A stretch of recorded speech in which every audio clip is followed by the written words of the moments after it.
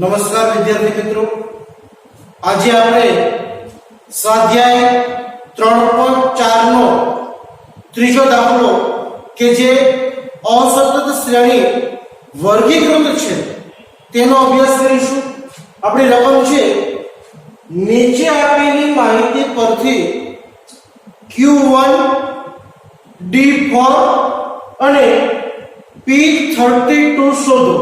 મતલબ પ્રથમ ચતુર્થક, ચોથો દશાંશક અને 32મો શતાંશક શોધો. એના માટે આપણને રકમ આપી છે XI 17, 18, 19, 20, 21, 22 અને 23, જે આપણા અવલોકન છે 17 થી 23 સુધી. અને એની સામે FI એટલે કે આવૃત્તિઓ આપી છે 11, 14, 22, 15, 8, 6 અને 4.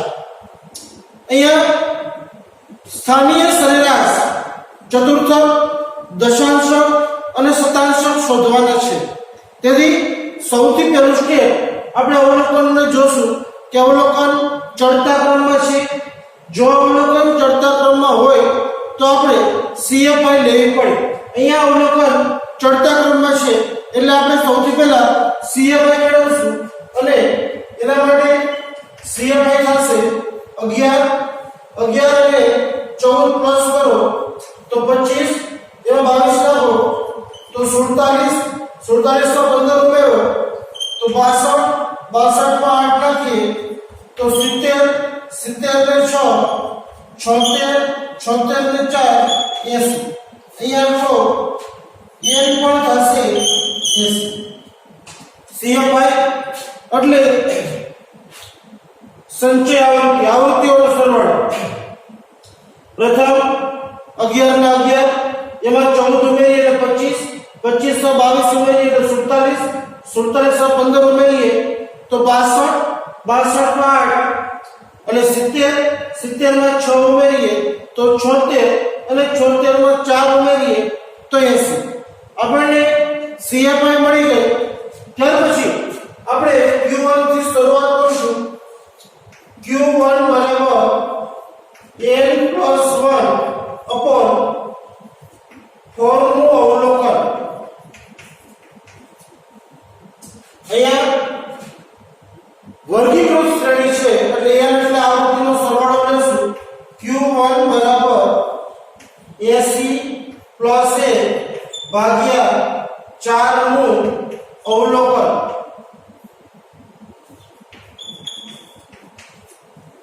અને 80 + a અને 81 અને 81 ભાગ્યા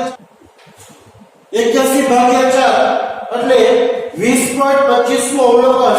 અને 20.25 નું અવલોકન આપણે CFI માં જોઈએ તો 20.25 આવેલા હોય CFI માં 25 ની અંદર અને એની સામેનો પ્રાપ્તાંક છે 18, તો આપણો પ્રથમ ચતુર્થક Q1 થશે 18.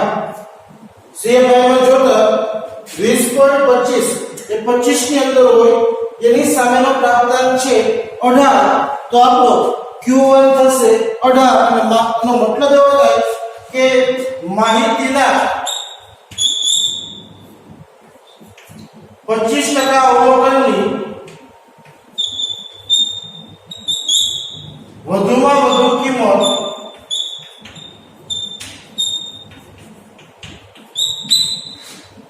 18 હશે. 25% અવલોકનની વધુમાં વધુ કિંમત છે એ 18 હશે. ત્યાર પછી છે D4 માટે આપણે dj નું સૂત્ર લખશું. dj બરાબર j * n+1 upon 10 નું અવલોકન.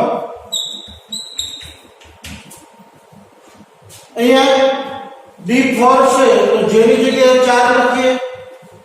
D4 બરાબર 4 ગુણ્યા 80 + a ભાગ્યા 10 નું અવલોકન. 4 ગુણ્યા 81 ભાગ્યા 10 બરાબર 4 ગુણ્યા 81 ભાગ્યા 10 એટલે 8.1 ભાગ્યા 10 8 32 32.4 નું અવલોકન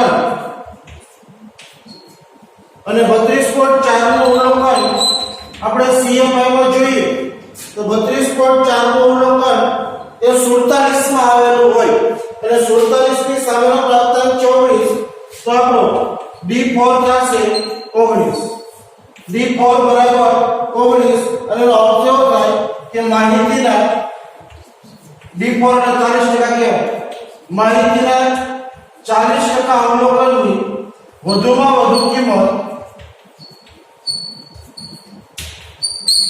19 હશે માહિતીના જે 40% અવલોકન છે એ 40% અવલોકનની વધુમાં વધુ કિંમત 19 હશે ત્યાર પછી છે P32 અને P32 એટલે 32મો શતાંશક અને એ શોધવા માટે આપણે Pj નું સૂત્ર મૂકીશું P32 એટલે 32મો શતાંશક અને 32મો શતાંશક શોધવા આપણે Pj નું સૂત્ર મૂકીશું Pj બરાબર j * n + 1 શતાંશક હોય તો છેદમાં 100 ઉપર n + 1 છેદમાં 100 નું અવલોકન 32 છે તો P32 P32 બરાબર 32 ગુણ્યા 80 + 1 ભાગ્યા 100 નું અવલોકન બરાબર 32 ગુણ્યા 81 ભાગ્યા 100 નું અવલોકન બરાબર 32 ગુણ્યા 0.81 32 ગુણ્યા 0.81 કરીએ એટલે થશે 25.92 નું અવલોકન અને 25.92 તો 25 છે એક્ઝેક્ટ 18 છે આ 47 માં 26 થી પછીના આંકડાઓ 26 થી લઈને 47 સુધી આમાં આપેલા હોય તો 0.92 છે આ બેની વચ્ચે હોય ત્યારે આપણે પેલું અગાઉ જે સૂત્ર હતું તે મૂકવાનું 25 નું અવલોકન પ્લસ 0.92 એને ગુણ્યા 25 પછીનો નંબર આવે 26 તો 26 નું અવલોકન માઈનસ 25 નું અવલોકન 25 નું અવલોકન છે એની સામે 18 લેખા દેતો 18 પ્લસ 0.92 એને ગુણ્યા 26 નું અવલોકન એ 47 માં એને એની સામે 19 તો 19 માઈનસ 25 ના 18 તો 18 પ્લસ 0.92 એને ગુણ્યા તો 18 પ્લસ 0.92 એટલે આપણો જવાબ થાય 18.92 અને આનો અર્થઘટન થાય માહિતીના 32% અવલોકન ની વધુમાં વધુ કિંમત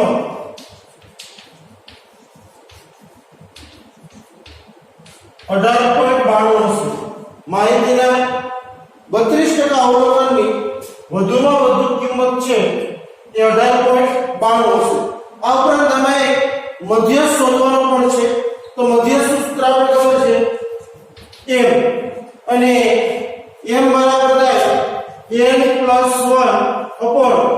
2 નું અવલોકન અને n + 1 એટલે 80 + 1 ભાગ્યા 2 નું અવલોકન બરાબર 81 ભાગ્યા 2 એટલે 40.5 નું અવલોકન અને 40.5 નું અવલોકન આપણે CFI માં જોઈએ તો 40.5 નું અવલોકન 47 માં આવેલું હોય તો એની સામે છે 47 ની સામે 19 છે તો આપણો મધ્યસ્થ થાય 19 એટલે કે માહિતીના 50% અવલોકનો છે એનું વધુમાં વધુ મૂલ્ય છે તે 19 હશે મતલબ આ અસતત શ્રેણી વર્ગીકૃત જે એકદમ સરળ તમારે માત્ર સૂત્ર મૂકવાનું સૂત્રની અંદર કિંમતો મૂકવાની અને એ CFI માં જોવાનું કે CFI માં એ અવલોકન છે ક્યાં આવેલું છે એની સામેનો જે પ્રાપ્તાંક હોય એ પ્રાપ્તાંક એ તમારો મધ્યસ્થ કહેવાય,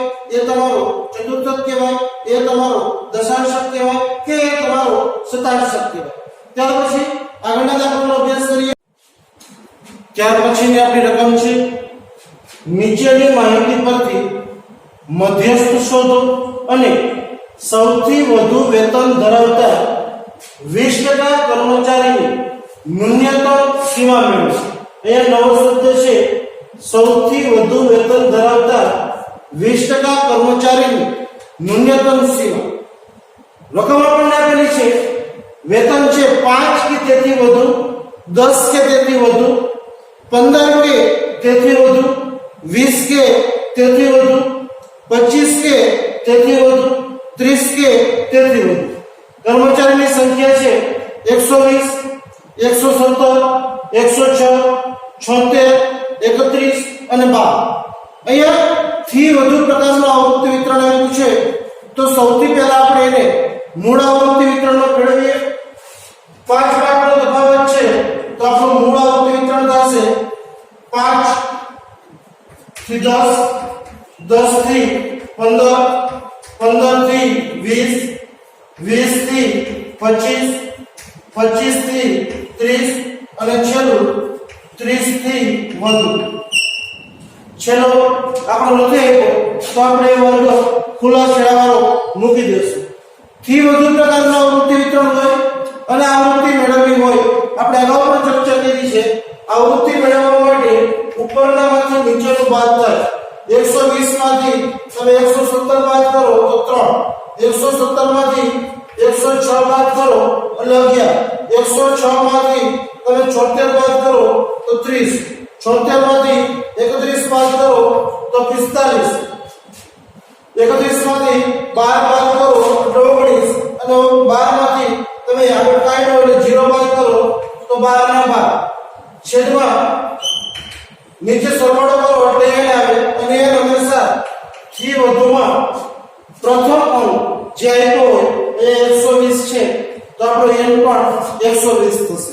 હવે આપણને મૂળ આવૃત્તિ વિતરણ મળી ગયું. ત્યાર પછી આપણે શોધવાનું છે મધ્યસ્થ. મધ્યસ્થ એટલે n અને બીજું છે સૌથી વધુ વેતન ધરાવતા 20% કર્મચારી. હંમેશા કુલ માહિતી છે એ 100% હોય. સૌથી વધુ છે વધુ એ જમણી બાજુ હોય, છેલ્લા 20% જે હોય એ સૌથી વધુ વાળા હોય. હંમેશા શરૂઆત ડાબી બાજુથી જમણી બાજુ થાય 1 2 3 4 કરતા કરતા આખી માહિતી 100% કહેવાય અને સૌથી વધુ વાળા જે છે એ સાવ છેલ્લે હોય આ 20%. પણ સ્થાનિય સરેરાશમાં ક્યારે વધુ ન શોધી શકાય. હંમેશા તમે એના જેટલા કે એનાથી ઓછા શોધી શકો તો કુલ 100% હોય એમાં આ 20% વધારે વાળા છે તો ઓછા વાળા કહેવાય 80%. મતલબ આપણને 80% માટે P80 મળે અથવા તો D8 મળે. તમે બેમાંથી કોઈ પણ શોધી શકો, કાં તો P80 શોધી શકો અથવા તો D8. અને આપણે અહીંયા P80 શોધીશું. મધ્યસ્થ અને P80 બંને શોધવા માટે જરૂર પડે CFI. CFI આપણી છે 3 ના 3 એમાં 11 ઉમેરીએ એટલે 14, એમાં 30 ઉમેરીએ તો 44, એમાં 45 ઉમેરીએ તો 89, એમાં 19 ઉમેરીએ તો 108 અને એમાં 12 ઉમેરીએ તો 120. આપણી CFI થશે 3, 14, 44, 89, 108 અને 120. CFI મળી જાય એટલે પહેલા મધ્યસ્થની શરૂઆત કરશું. સતત શ્રેણી છે તો n બરાબર n/2 નું અવલોકન. અહીંયા આપણો n છે 120, એને ભાગ્યા 2 કરીએ તો 60 નું અવલોકન આવે અને 60 નું અવલોકન આપણે CFI માં જોઈએ તો CFI માં 60 નું અવલોકન છે એ 89 માં હોય. એની સામેનો પ્રાપ્તાંક છે એ આપણે વર્ગના સ્વરૂપે આપ્યો છે 20 થી 25 અને એ પાછળ નિવારક છે તો આપણે લખશું મધ્યસ્થ વર્ગ 20 થી 25. આપણો મધ્યસ્થ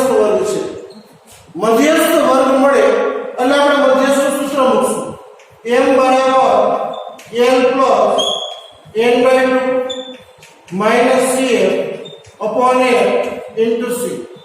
m બરાબર લોઅર લેવલ છે 20 પ્લસ n by 2 એટલે 60 માઈનસ cm આપણો જે વર્ગ હોય એના ઉપરના વર્ગ સુધીની સંચય આવૃત્તિ એટલે 44 છેદમાં 1 અને 45 અને ગુણ્યા c વર્ગ લંબાઈ છે 5. આપણે 60 માંથી 44 બાદ કરી અને 45 વડે ભાગશું. m બરાબર 20 પ્લસ 60 માંથી 44 જાય તો આવશે 16 અને ગુણ્યા 5 ભાગ્યા 45 તો m બરાબર 20 પ્લસ 16 ભાગ્યા 45 બરાબર 20 પ્લસ 80 ભાગ્યા 45 એટલે 1.78 થાય. બેનો સરવાળો કરો તો 21.78 આપણી માહિતીનું મધ્યસ્થ કહેવાય. મધ્યસ્થ આપણને મળશે 21.78. ત્યાર પછી બીજું છે P80. તો P80 માટે આપણે સૂત્ર મૂકશું. P80 બરાબર 80 ગુણ્યા n બાય 100 મું અવલોકન બરાબર 80 ગુણ્યા n એટલે આપણે છે 120 એને ભાગ્યા 100 મું અવલોકન 80 ગુણ્યા 120 ભાગ્યા 100 એટલે 1.2 થાય. 12 8 96 તો 96 નું અવલોકન આપણે CFI માં જોવું પડે. 96 નું અવલોકન CFI માં જોઈએ તો એ આવેલા હોય 108 માં. એની સામેનો વર્ગ છે 25 થી 30 નો. તો અહીં લખશું આપણે શતાંશક વર્ગ